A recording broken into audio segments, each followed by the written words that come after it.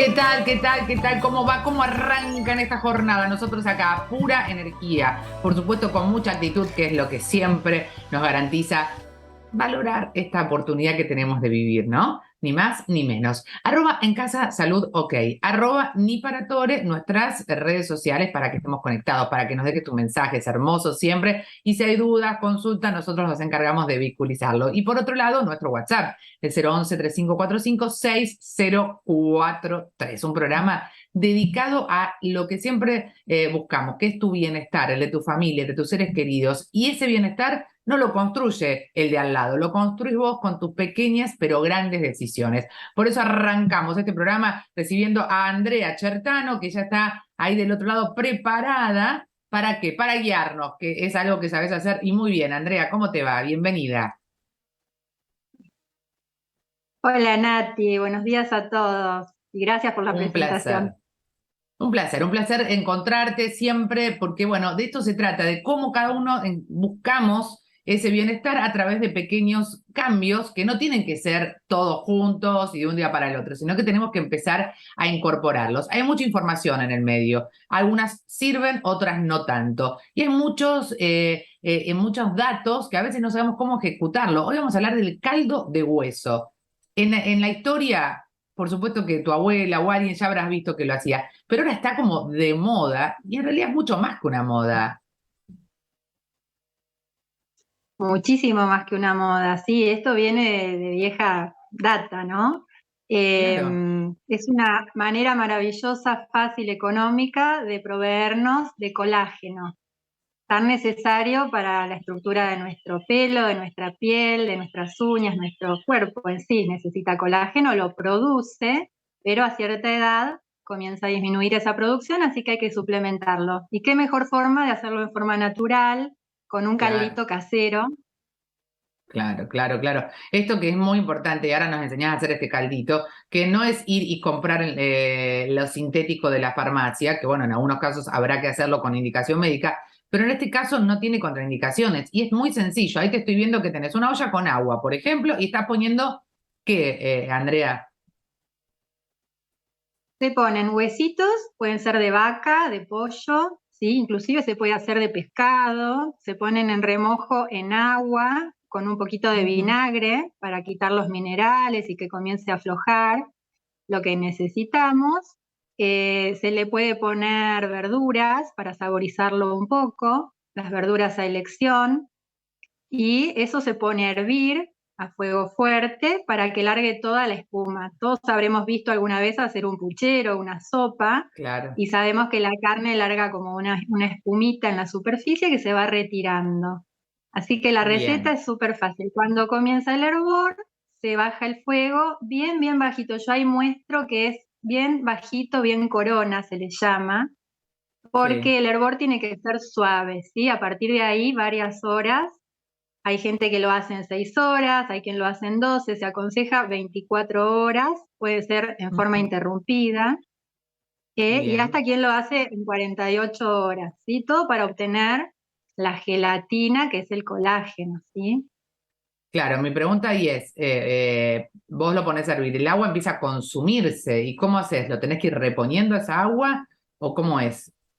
No, no, no.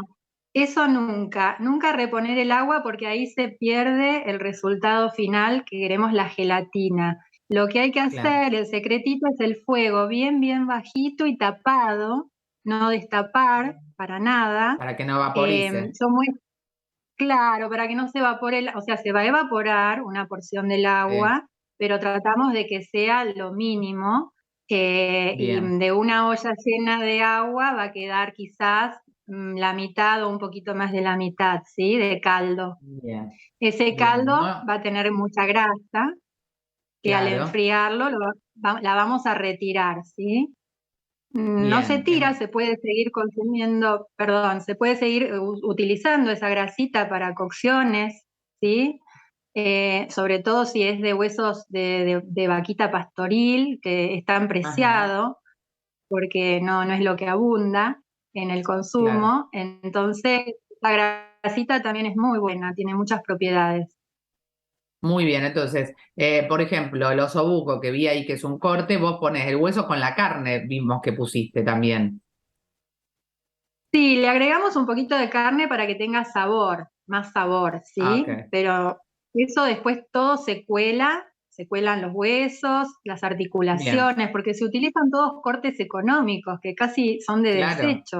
Las claro, articulaciones, los claro. cartílagos, y eso todo después se cuela, nos queda el caldo limpito, lo ponemos a Y con enfriar, le eso, retiramos la grasita. la grasita, después que se enfría fuera de la heladera, lo enfría fuera de la heladera, le retiras la grasita y eso se puede frizar.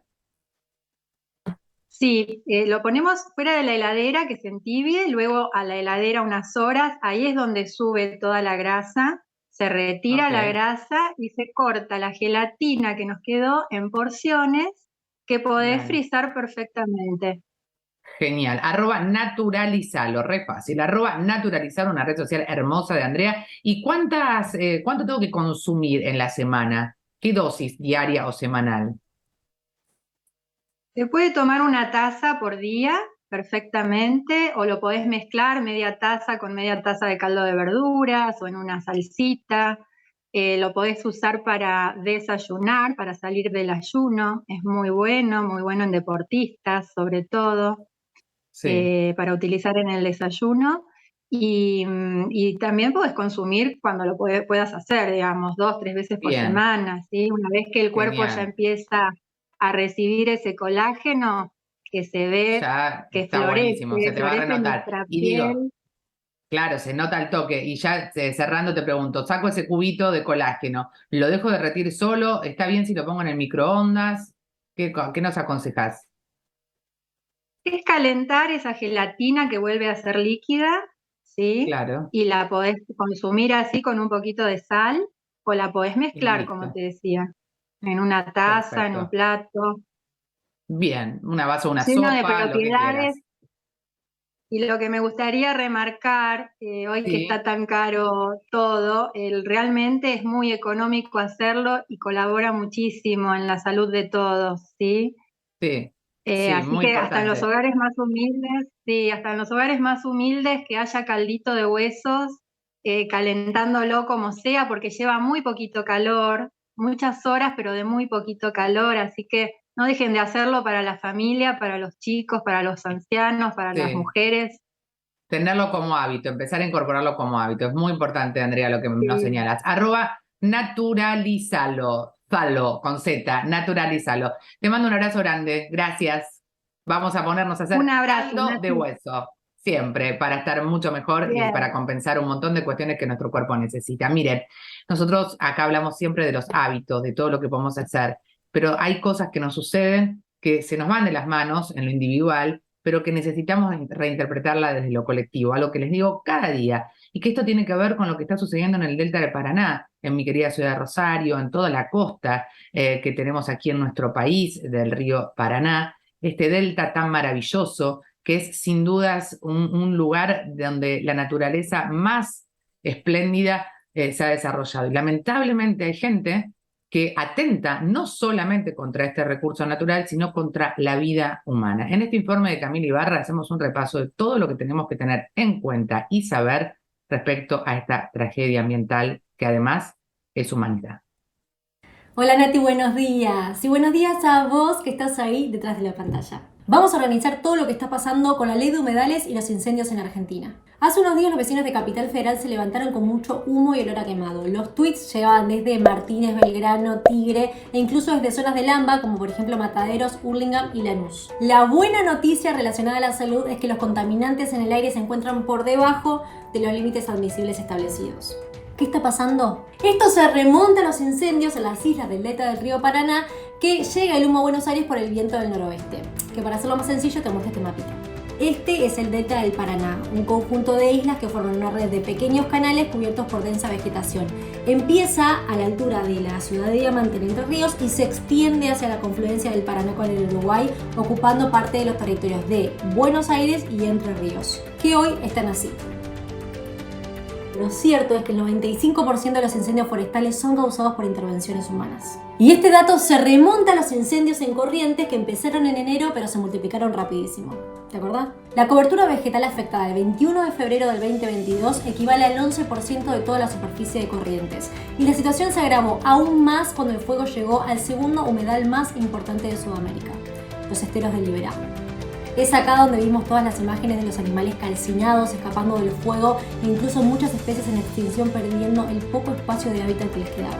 ¿Y por qué tanta complicación de repente con los esteros? Porque los esteros del Liberá es uno de los ecosistemas más biodiversos del mundo y es el último gran pastizal subtropical que queda en América del Sur.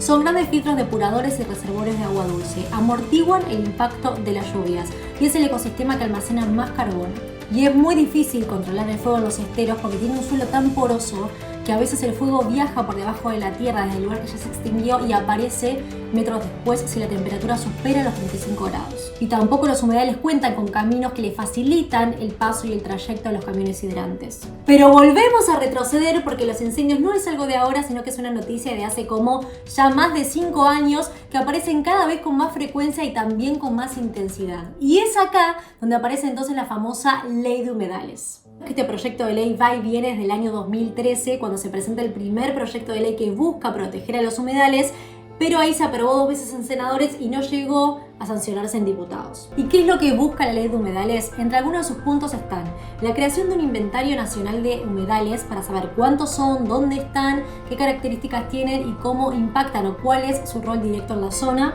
Se propone penalizar los incendios intencionales en estos territorios y también de alguna forma regular el uso de sustancias contaminantes, productos químicos, incluso fumigaciones, que no se dice que esto se va a prohibir, sino que se va a buscar la forma para que sea respetuoso con el ecosistema de los humedales. Así como el informe oficial destacó que el 95% de los incendios forestales son producidos por intervenciones humanas, que acá nos referimos a la preparación de zonas de pastoreo, a tierras abandonadas, fogatas, colillas de cigarrillos mal apagados. A esta altura, chicos. También existen factores climáticos que causan los incendios, como las sequías prolongadas y los vientos que potencian las llamas. Y esto seguirá así por los siglos de los siglos, con un hashtag que no se convierte en ley hasta que pensemos más en el mundo que en nosotros mismos. No habrá desarrollo humano con ecosistemas destruidos.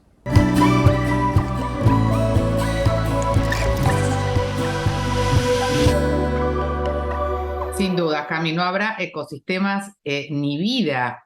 Si no empezamos a entender que nuestros entornos son fundamentales realmente y que depende también del cuidado que nosotros como individuos hagamos sobre ellos. Maximiliano Gómez, ¿cómo te va? Bienvenido, presidente de la Asociación Argentina de Alergia e Inmunología Clínica. Qué placer tenerte con nosotros a propósito de este informe. Muchísimas gracias por la invitación. Excelente informe.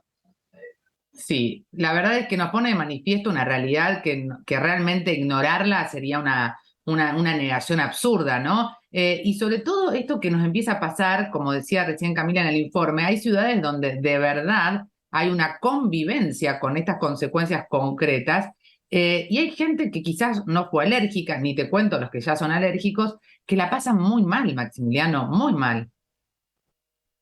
Totalmente, totalmente. Y esa distinción que acabas de mencionar, Nati, es excelente porque ya no se trata solamente de personas alérgicas que de repente pueden estar un poquito más advertidas sobre el efecto de algunos contaminantes, sino de la población general. Que esto empieza a afecta la calidad del aire, afecta lo que respiramos y empieza a generar, lógicamente, problemas de salud en las personas, sean o no sean alérgicas. Y el primer mensaje que nos gustaría pasar es que para las personas alérgicas y asmáticas, que por favor no abandonen sus tratamientos de base, porque es lo que de repente les permite estar al menos en las mismas condiciones que las personas que no tienen antecedentes de alergia o problemas respiratorios crónicos. Entonces, para poder minimizar, para poder contrarrestar de alguna manera el efecto de todo este material particulado que nos toca aspirar en estas condiciones. Exacto, vos decías recién que el alérgico puede estar al menos en la misma condición del no alérgico. Eso no significa que no nos afecte, porque vos decías también, el no alérgico también tiene consecuencias. ¿Cuáles serían esos síntomas que quizás tendríamos que prestarle atención y hacer una consulta. Digo, tampoco está bueno acostumbrarnos a vivir con esa sintomatología y hay un montón de cosas que la ciencia y la salud pueden hacer para tener esa calidad de vida, ¿no? Por supuesto, por supuesto. En las personas que no son alérgicas, lo primero que se va a manifestar es una irritación de las vías respiratorias y de los ojos, inclusive en quienes tienen algún problema en piel, hasta les puede afectar en la piel por contacto, ¿sí? Eso hablamos de personas que ya están sensibles, pero en quien no está sensible, lo más probable es que lo pueda sufrir, que lo pueda padecer a nivel de nariz, garganta, ojos, ¿sí? Con irritación, con picazón, con mucha molestia, pero por lo que más suelen consultar es por el tema de la tos, porque esto lógicamente genera toda una irritación y una inflamación en las vías respiratorias, y la tos es un mecanismo fisiológico normal del organismo para poder expulsar las partículas que nos están molestando, que nos están agrediendo en este caso. Y las personas alérgicas, asmáticas, con EPOC, todas estas personas, mientras mantienen un tratamiento regular y se encuentran en buenas condiciones, bueno, podemos esperar que tengan este tipo de efectos, pero en estas personas hay que estar muy atentos a que no desencadene una crisis de asma, una congestión muy importante que no les permite respirar normalmente, una afectación en la garganta que ya inclusive hasta puede provocar disfonía, ya no solo la tos molesta. Exacto, qué importante. Mira, en esta placa hay un resumen que justamente habla de las consecuencias, ¿no? Que sin duda se afecta al medio ambiente, que este material es producto de la quema, afecta a los alérgicos, como decías recién, y a los no alérgicos, y el material provoca además una inflamación en las zonas expuestas, que son los ojos, las vías respiratorias y la piel. El diagnóstico por alergia, Maximiliano, ahora estamos hablando de esta situación que es puntual y crítica, a veces es tardío, porque uno toma como de una manera, naturaliza una sintomatología que si bien es molesta, bueno, convivo con esto. Y después tenemos la otra cuestión que es la automedicación. Voy a la farmacia y me compro la pastilla mágica. Ninguna de las dos cosas son recomendables, ¿no? En absoluto, en absoluto. Sí quisiéramos, y gracias por este mensaje, quisiéramos enfatizar en la repetición de los síntomas, ¿sí? Cuando nos empezamos, como bien decías, a acostumbrarnos a que me pica la nariz, que se me tapa, que tengo mucosidad, a que ya en algún momento inclusive, como se ve en la placa, me empieza a molestar en la respiración, pero ya del pecho, que me hace ruidos el pecho, que no puedo respirar bien, ya no se trata solamente de la nariz tapada, tenemos que consultar. ¿Sí? La reiteración de este tipo de problemas es lo que nos va orientando hacia una base alérgica. Este tipo de situaciones en personas que no tienen antecedentes le va a molestar cuando se exponen, dependiendo del tiempo y de la cantidad de material particulado en el aire, le va a molestar a las personas que no tienen antecedentes respiratorios o alérgicos, le molesta en ese momento, ¿sí? Y luego pasa. Y si nos protegemos, si usamos barbijo, que es lo que nos enseñó la pandemia ahora, si usamos barbijo, si nos protegemos los ojos, vamos a poder contrarrestar el efecto de esta cuestión cuando necesitemos salir. Siempre aconsejamos que cuando estamos con este pico de contaminación, tratemos de evitar el tema de, por ejemplo, actividad al aire libre, que es algo que siempre recomendamos, pero justo en esta circunstancia no. Entonces, tratar de protegernos y tratar de advertir a la población de cuándo sería conveniente consultar y evitar la automedicación, porque la verdad es que simplemente estamos tapando un hueco con la mano y no estamos resolviendo nada, ¿sí? Absolutamente, absolutamente. Perdemos tiempo que es vital para el diagnóstico temprano, que siempre decimos que es lo que en definitiva te garantiza lo que buscamos todos, que es la calidad de vida, Maximiliano.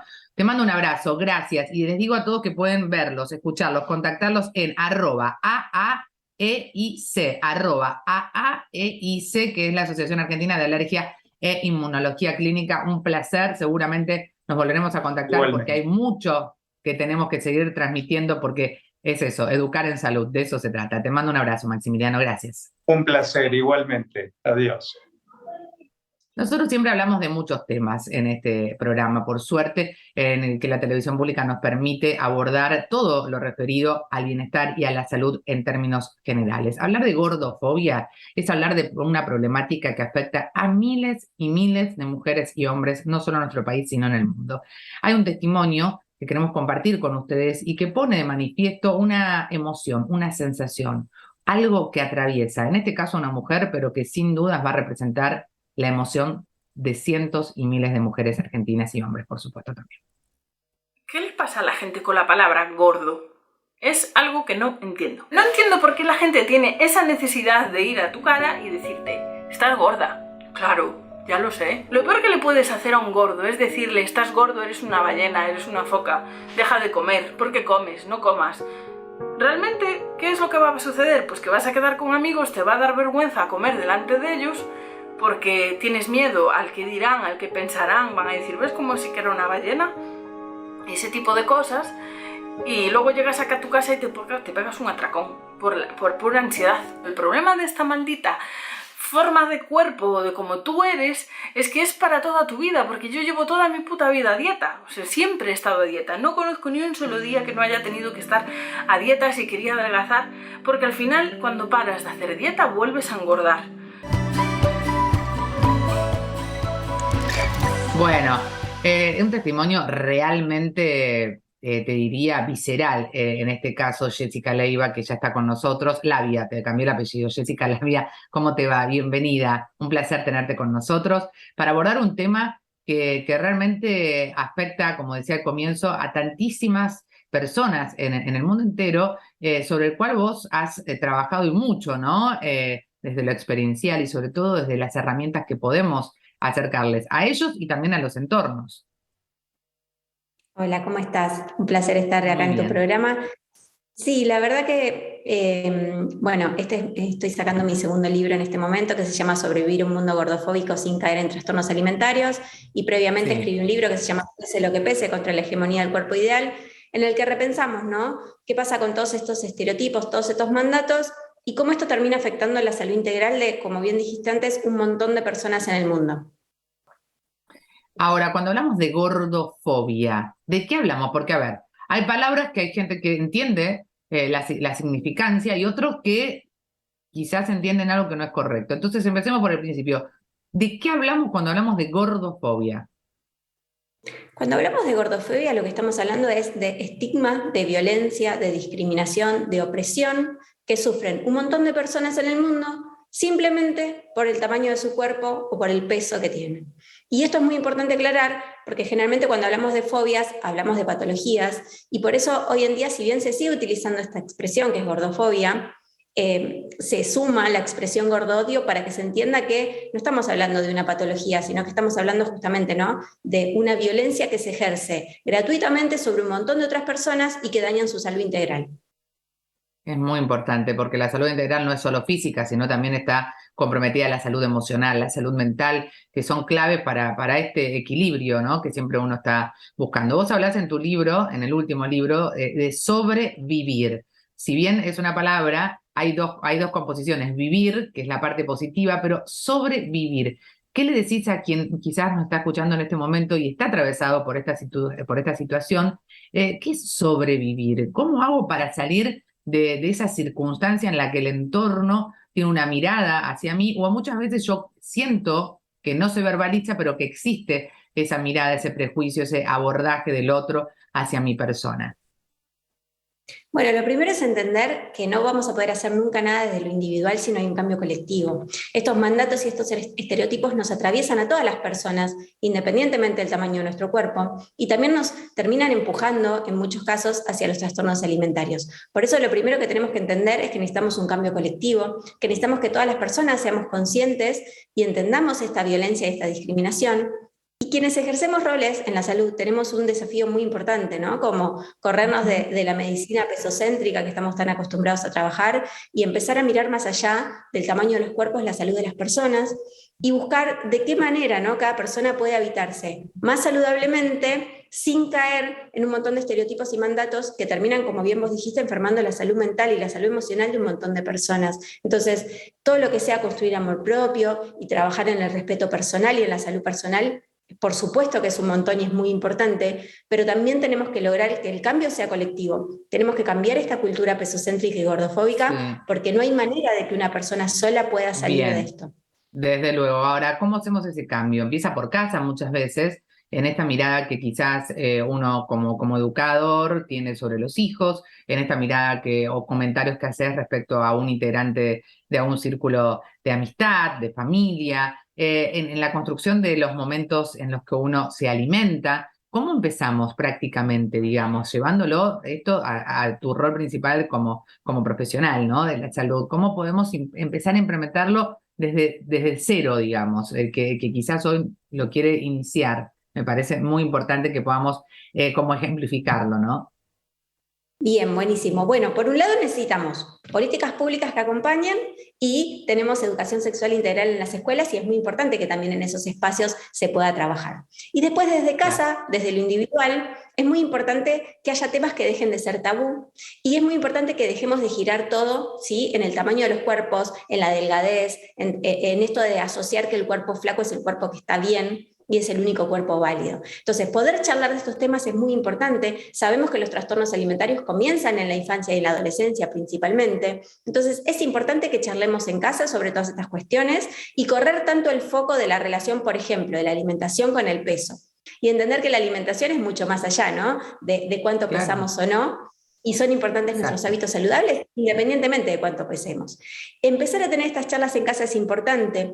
Fijarse no solo para con las demás personas, sino para con nosotros mismos. Nuestros comentarios, esos pensamientos, ¿no?, que a veces nos autolimitamos, por ahí queremos comer algo y nos lo prohibimos porque sentimos que eso engorda, y nos corremos del disfrute y el placer. Entonces, empezar a registrar, yo creo que todo empieza con empezar a revisar qué mandatos gordofóbicos y qué tenemos internalizado, ¿sí?, primero para adentro, y después empezar a ver qué pasa con nuestro entorno más cercano, con nuestros grupos de pertenencia, en nosotros mismos y en las demás personas. Y ahí empezar a construir una nueva conversación para poder salir un poco de todos estos mandatos. Bien, @Jessie Nutri, Sobrevivir a un mundo gordofóbico, este libro que Jessica ha puesto hoy al alcance de todos los que nos interesa, introducirnos en un mundo en el que definitivamente vivimos, pero que hay siempre que buscar una salida. No llegamos, me parece, a las consultas, o alguna entra, aunque sea una pregunta que le vamos a compartir de Jessica, de Esther de Jujuy. Mi hija tiene 9 años y en el colegio se burlan porque es gordita. ¿Qué le puedo decir para que no la afecte? Bueno, acá es muy importante que el cuidado, ¿sí?, sea de ambas partes, tanto de la familia como del colegio al que va la nena. ¿Por qué? Porque el bullying escolar, el acoso escolar, tiene muchas secuelas peligrosas para la salud psíquica de las personas, pero también física. Entonces, que la mamá pueda hablar con ella, y esto que decíamos, ¿no?, que podamos entender que el tamaño del cuerpo no es lo más importante de una persona, y sí que se comunique con la escuela para que de ambos lados también se pueda hablar con los grupos de esos niños y esas niñas que están haciendo estas burlas, y que se trabaje la educación sexual integral, que es muy importante para prevenir el bullying. Sabemos que la gordura es el segundo motivo de discriminación más frecuente en el país. Estos son datos del mapa de discriminación de INADI. Bien. Entonces, es muy importante que de ambas partes, o sea, las personas adultas tenemos la responsabilidad y el compromiso de proteger a las absolutamente, y de educarlos, de eso se trata. @Jessie Nutri, te mando un abrazo grande, gracias. Seguro que es un tema que tenemos que empezar a visibilizar para transformar, de eso se trata. Y hoy más que nunca cierro este programa diciéndoles que lo individual suma, pero como decíamos recién con Jessica, es lo colectivo lo que definitivamente transforma. Chau, chau, un abrazo, nos siguen en @En Casa Salud OK, y como siempre estamos aquí a disposición para crear bienestar en nuestra sociedad.